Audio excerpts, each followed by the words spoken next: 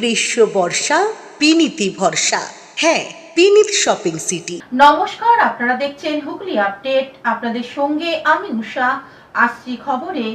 Vote মিটতেই রাতের অন্ধকারে পান্ডুয়ায় চলল বুলডোজার, অসহায় গৃহহীন মানুষ।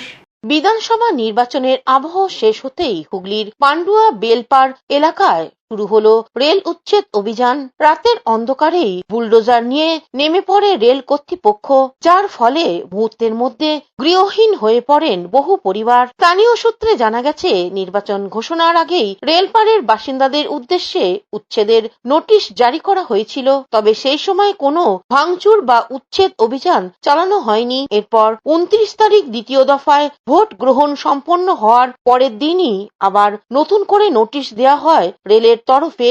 এই স্বল্প সময়ের মধ্যে অনেকেই তাদের দোকান ও ঘরবাড়ি খালি করে দেন, কিন্তু বহু পরিবারের পক্ষ বিকল্প আশ্রয় খুঁজে পাওয়া সম্ভব হয়নি।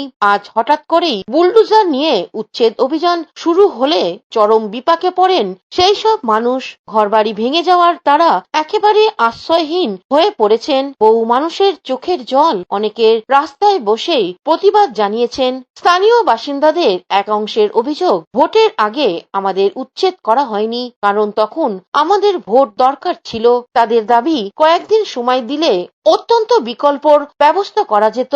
রেল কর্তৃপক্ষের তরফে এখনো পর্যন্ত এই বিষয়ে কোনো বিস্তারিত প্রতিক্রিয়া পাওয়া যায়নি। বলুন, আমরা তো আমার দাদু ঠাকমা আমার মারা সব এখানে, আমরাও এখানে মানুষ হয়েছি।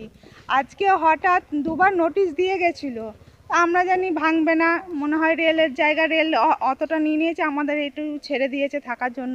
আজ থেকে তো আমরা এখানে নেই, বহুকাল থেকে। এবার আজকে হঠাৎ দুদিন টাইম দিয়েছে, 50 বছরই হয়ে যাবে।